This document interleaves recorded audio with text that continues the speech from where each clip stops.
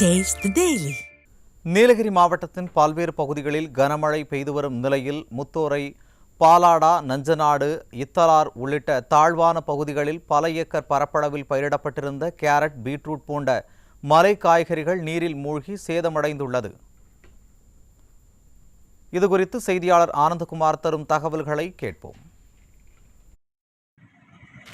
நீலகிரி மாவட்டத்தில் தற்போது தென்மேற்கு பருவமழை தீவிரமாக பெய்து வரும் நிலையில் தற்போது நீர்பிடிப்பு பகுதிகளான அவலாஞ்சி, எமரால்டு, அப்பர் பவானி மற்றும் இத்தலார் உள்ளிட்ட பகுதிகளில் தற்போது தொடர்ந்து காற்றுடன் கூடிய கனமழை பெய்து வருகிறது. இதன் காரணமாக நீரோடைகளில் வெள்ளப்பெருக்கு ஏற்பட்டுள்ள காரணத்தினால் அவலாஞ்சி, எமரால்டு மற்றும் நஞ்சநாடு உள்ளிட்ட பகுதிகளில் தற்போது பயிர்களான கேரட், பீட்ரூட், உருளைக்கிழங்கு உள்ளிட்ட மலைப்பயிர்கள் விவசாயமானது தீவிரமாக நடைபெற்று வருகிறது. இந்த நிலையில் நீரோடைகளில் ஏற்பட்டுள்ள வெள்ளப்பெருக்கு காரணத்தினால் தற்போது விளைநிலங்கள் அனைத்தும் நீர்கள் மூழ்கி காணப்படுகின்றன.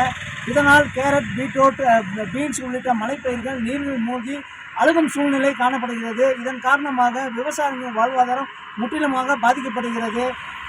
இதனால் விவசாயிகள் தங்களுக்கு மானியம் வழங்க வேண்டும் என்று தமிழக அரசையும் கேட்டுக்கொண்டுள்ளனர். மேலும் தொடர்ந்து மழை பெய்து வருவதன் காரணமாக அறுவடை செய்ய முடியாமல் தற்போது விவசாயிகள் தவித்து வரும் சூழ்நிலை ஏற்பட்டு வருகிறது. நஞ்சநாடு பகுதியிலிருந்து நியூஸ் ஜே செய்திகளுக்காக ஆனந்த்குமார்.